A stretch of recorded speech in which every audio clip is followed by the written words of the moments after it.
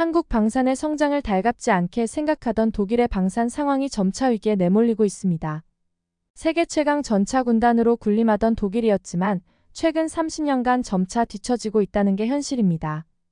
독일은 그동안 방산 지출에 인색하다는 비판을 받아오고 있을 정도로 꽉 막힌 방산 체계를 운영해 왔습니다. 그러나 최근 위기의식을 느낀 독일은 그동안 갈고 닦았던 한방을 공개했습니다. 한동안 연이은 수주 실패의 참맛을 봐왔던 독일이었습니다. 독일 무기가 점차 외면받는 이유는 여러 가지가 있었죠. 무엇보다도 납기 기한이 너무 길다는 것과 터무니없이 높은 가격이었습니다. 또한 옛 명성에만 젖어 개발 없이 점차 도태되는 성능 등으로 한물 같다는 갖은 조롱에 시달려야 했습니다. 더 이상 물러설 곳 없던 독일이 드디어 칼을 빼들었습니다. 주력 전차 레오파르트2가 최신 개량형으로 탈바꿈했고 이를 마침내 공개한 것이었습니다. 레오파르트2A8로 K2 흑표와 M1 에이브람스 등을 상대로 고전하던 레오파르트 파생형 중에서는 그나마 수주를 따내고 있는 기종입니다.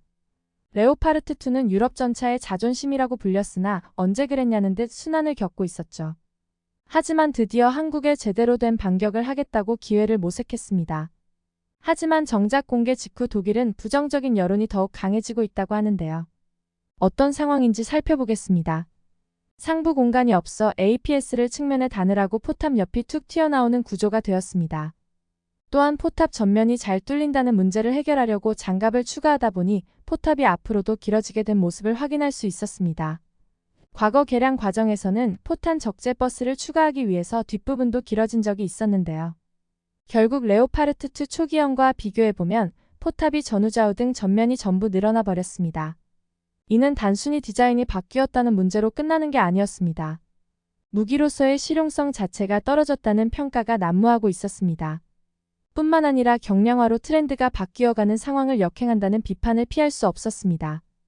또 장비를 덕지덕지 붙여 중량을 늘리는 선택은 이해할 수 없다는 여론이었습니다.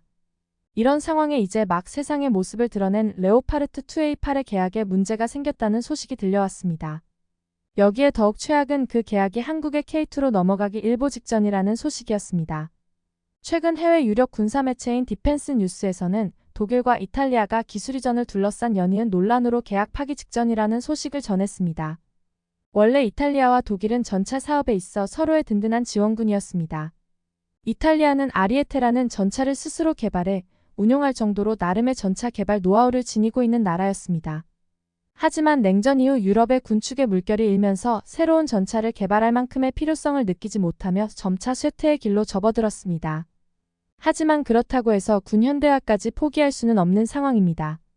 이런 상황에서 독일과 프랑스의 공통 전차 개발 프로젝트인 MGCS는 이탈리아에게는 반가운 소식이었습니다.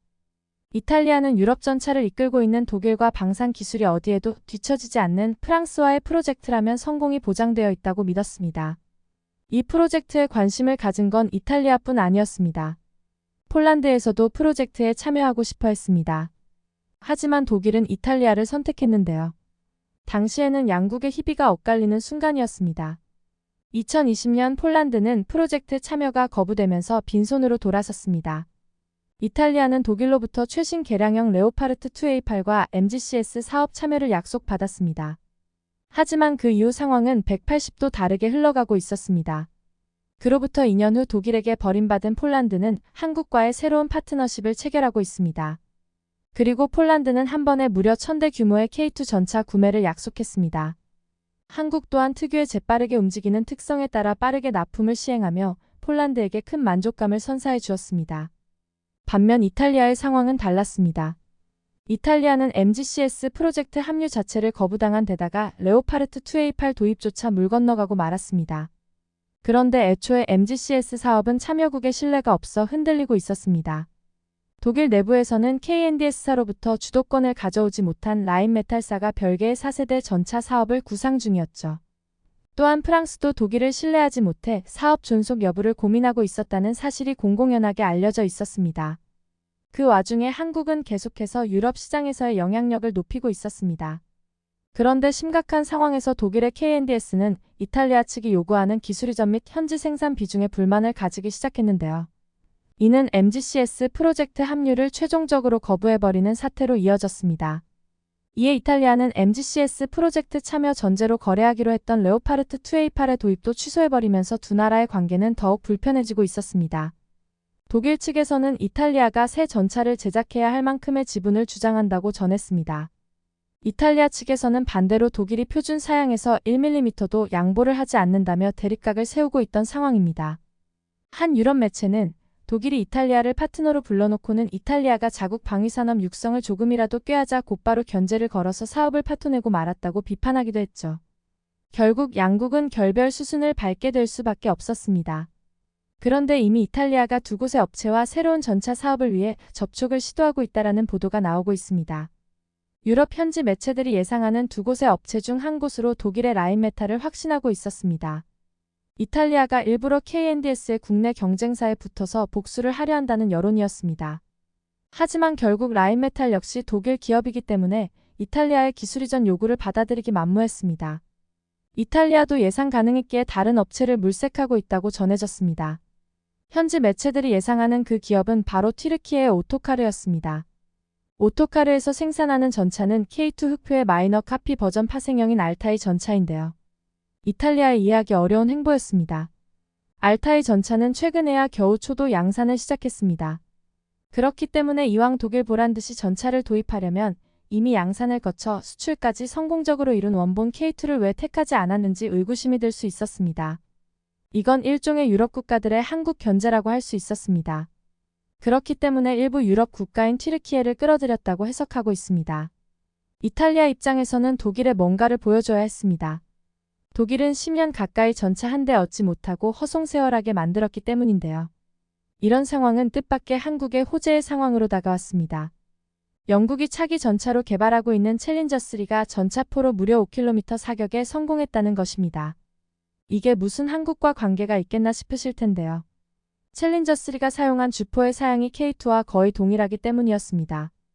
챌린저3로 성공한 실험이라면 K2로도 성공할 가능성이 매우 높다는 것을 시사하고 있습니다. 그간 다른 3.5세대 주력 전차들이 모두 주포를 매끈한 활강포로 바꾸는 동안 영국의 챌린저2는 시대의 흐름에 따라가지 못하고 강선포를 계속 사용해왔습니다.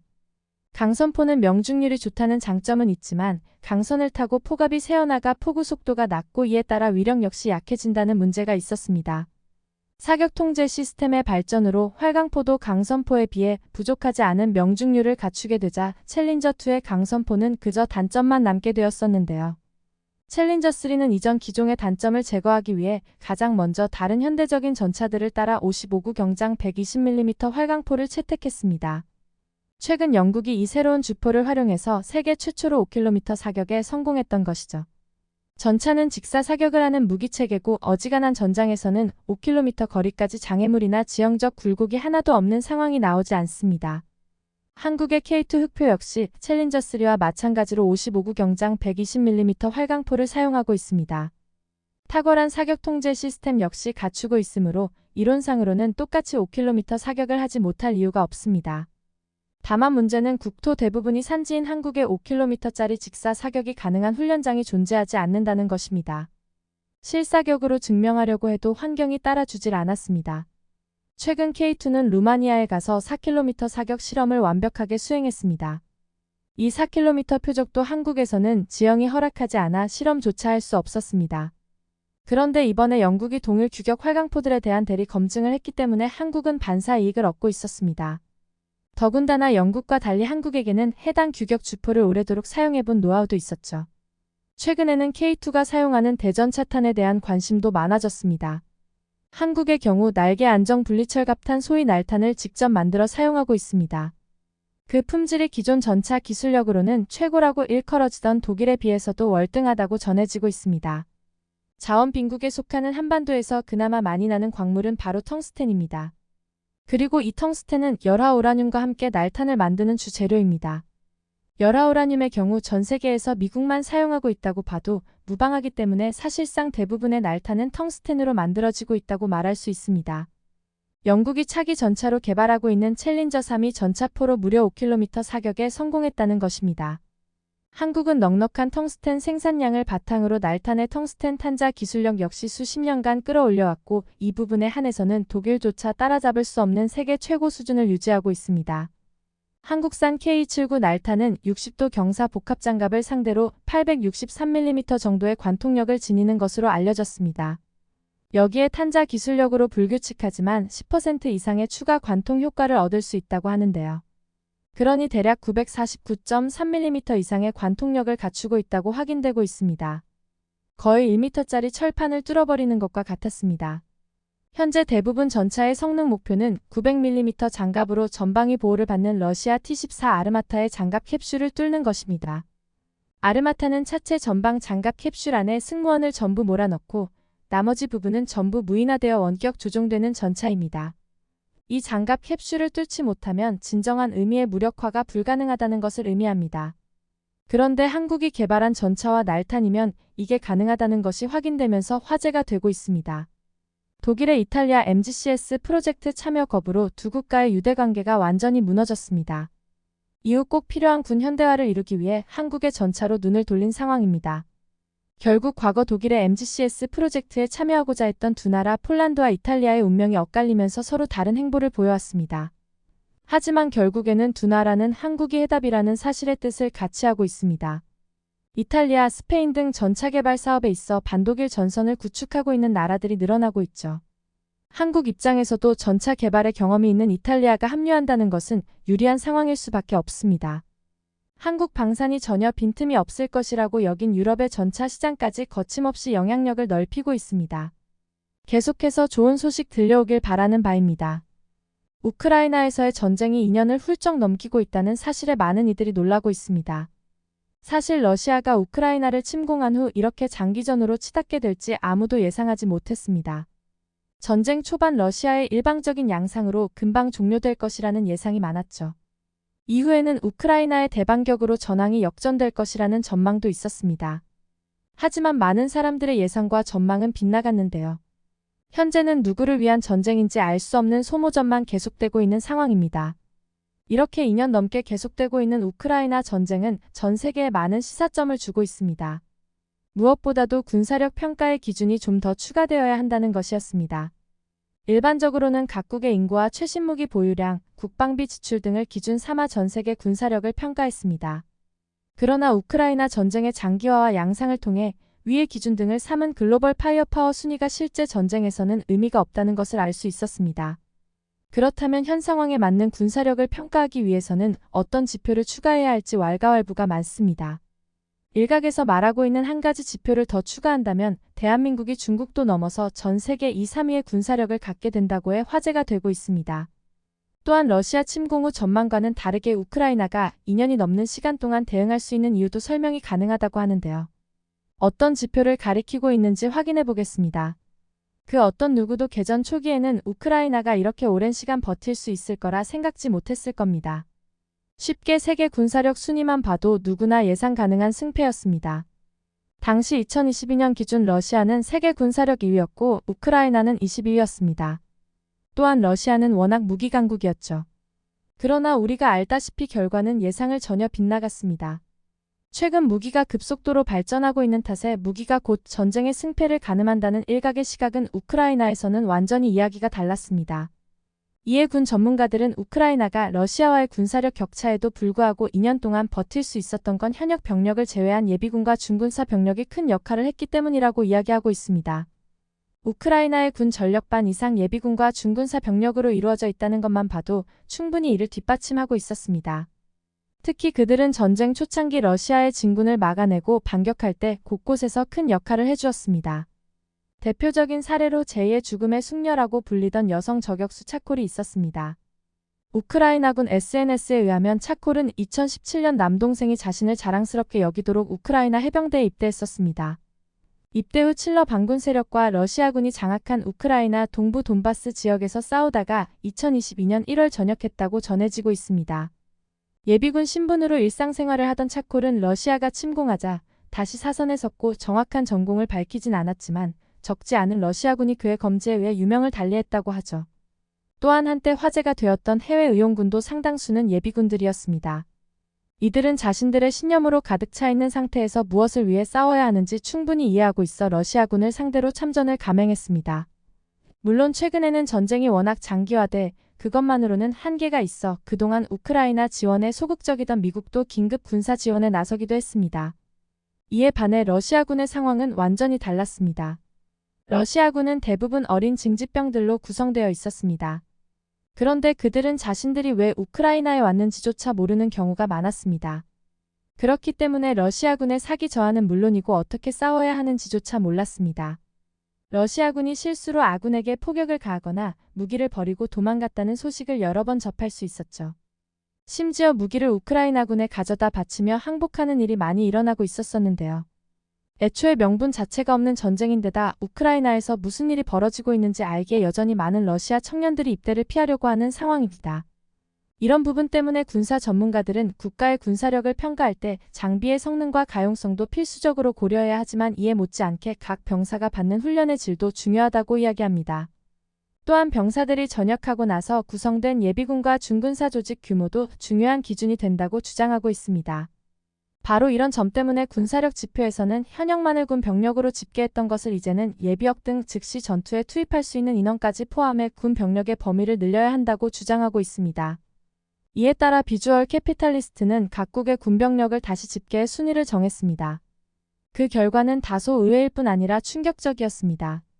현역과 상비군은 동일한 의미이며 예비군은 일반 시민이 주 병력이 되어 전쟁 및 이에 준하는 천재지변, 그 외 긴박한 상황에 병력을 추가 동원할 필요가 있을 때를 대비해서 선발 또는 임명된 시민들을 훈련하고 준비시키는 군사 조직입니다. 준군사 조직이라고 하면 그 나라의 정규군은 아니지만 법령 등이 정하는 바에 따라 군대에 준하는 무력과 조직체계를 갖추고 군사임무를 수행하는 무력단체의 총칭이죠. 예를 들면 국경수비대, 보안군, 전투경찰, 정치국원 등 국가마다 매우 다양한 형태로 존재할 수 있습니다. 그런데 보통 군사력을 비교할 때 예비군까지는 군병력으로 볼 때가 많지만 준군사 조직까지 그 의미를 확장한 경우는 보기 드물죠. 하지만 준군사 조직 수치가 각국에 적용되자 그동안 우리가 알던 군사력 순위는 완전히 뒤바뀌고 있었습니다. 현역 병력으로만 본다면 세계 인구 순위 2위를 차지하고 있는 중국이 218만 5천 명으로 1위를 차지하고 있습니다. 2위 인도의 145만 5,550명에 비해서도 중국은 압도적인 현역 병력을 보유하고 있습니다. 순위에서 100만 명이 넘는 현역병을 보유하고 있는 국가는 중국과 인도에 이어 미국이 138만 8,100명으로 3위에 이름을 올렸고 북한이 128만 명으로 4위, 그 뒤로 러시아가 101만 4천 명으로 5위를 차지하고 있었습니다. 중국과 인도는 워낙 인구가 많기 때문에 보유할 수 있는 현역병도 넘사벽이었습니다. 또한 군부 정권이나 독재 정권 등 정치 성향 또한 현역병 보유에 영향을 미치고 있었습니다. 그런데 이들 국가의 특징으로 예비군이나 준군사 조직은 차후에 반란이나 분란을 일으킬 소지가 다분해 특별히 신경 쓰지 않는 것으로 전해지고 있습니다. 하지만 미국은 여타 국가들과는 다른 이유로 현역 군인이 많다고 하는데요. 대부분 직업 군인이고 높은 임금이고 사회적으로 존경받고 있는 직업이기에 전역하지 않고 현역으로 남아있어 현역병 보유수가 많은 것이라고 합니다. 우리 한국은 현역 기준 60만으로 7위에 올라와 있습니다. 하지만 앞에서 꾸준히 언급해왔던 것처럼 예비군 병력이 추가된 진짜 순위는 이제부터입니다. 순위가 완전히 뒤바뀌는 것을 확인할 수 있습니다. 10위는 이란으로 현역과 예비군 병력을 합쳐 120만 명, 9위는 170만 명인 파키스탄, 8위는 200만 명인 북한으로 집계되고 있습니다. 7위는 210만 명인 미국입니다. 그런데 현역 병력의 질이 우수해 예비군이 필요 없을 뿐더러 현역 입대 시 예비군이 되려면 8년 이상 복무를 해야 하는 특징을 가지고 있습니다. 6위는 바로 현재 전쟁 중인 우크라이나입니다. 현역병 보유로는 순위권에도 들지 못했던 나라지만 예비역까지 합하니 220만 명이나 되고 있었습니다. 계속해서 5위는 320만 명인 중국이고 4위가 우크라이나와 전쟁 중인 러시아인데 360만 명입니다. 러시아는 우크라이나보다 140만 명이 많지만 국토나 인구 대비 생각보다 많지 않다는 것을 알 수 있습니다. 두 나라가 생각보다 긴 시간 전쟁을 하고 있는 이유는 여기에 있었습니다. 러시아의 예비역들이 모두 우크라이나로 가는 건 아니죠. 사실상 예비역까지 거의 모두 동원 중인 우크라이나가 러시아를 상대로 어떻게 버틸 수 있는지가 설명이 가능한 부분입니다. 3위가 바로 우리 대한민국으로 예비역까지 포함 시 380만 명입니다. 예비군 포함 시 중국이나 러시아보다도 많다는 것을 알 수 있습니다. 2위는 세계 인구 1위인 인도로 510만 명이고 1위는 베트남으로 580만 명이나 됩니다. 베트남이 이렇게 많은 예비군을 보유하고 있다는 것은 다소 의외였습니다. 그런데 베트남에서 군인은 지역산업과 유착이 심해 뒷돈을 많이 받는 직업으로 알려졌습니다.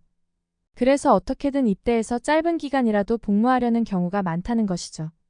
또한 베트남은 인구가 1억 가까이 되기 때문에 징병제지만 우리나라와 달리 안 가려면 안 갈 수 있는 방법이 많습니다. 그러나 이렇게 예비역이 많다는 건 앞서 말했듯 경제적인 이유 때문이라 해야겠습니다. 우리 한국과는 반대 양상입니다. 현역병은 말할 것도 없고 부사관들도 사회 일반보다 임금이 적은 편에 속하고 있습니다. 단순히 돈을 벌기 위해 군인이 된다는 것은 쉽지 않은 일이라는 것입니다. 그럼에도 이유인 것은 대한민국이 징병제 국가인데다 20대 남성 대부분이 징집 대상에 포함되어 있고 이들 대부분이 국가의 부름에 기꺼이 응하기 때문이라 할 수 있습니다. 지금까지 확인한 순위는 현역병과 예비군까지만 포함시킨 건데 중군사 조직까지 포함되었던 2022년 순위에서는 격차가 더 벌어지는 경향이 나타났습니다. 당시 1위도 역시 베트남으로 1052만 2천명을 기록했는데요.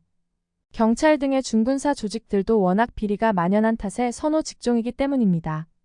2위는 776만 9천 명인 북한으로 워낙 국가 통제가 심해 중군사 조직의 비율이 높은 편입니다. 한 가지 이들은 북한 주민들의 통제가 목적이라 전투력을 어느 정도 기대할 수 있을지는 미지수입니다.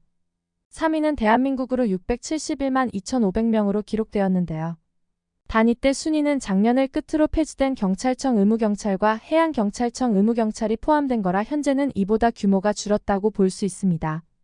하지만 적은 인구수로 이만큼 군사력을 높이고 있다는 것은 우리가 현재 처한 상황을 그대로 보여주고 있는 단면입니다. 4위는 513만 7,500명을 기록한 인도, 그 뒤를 이어 5위는 중국으로 415만 명입니다.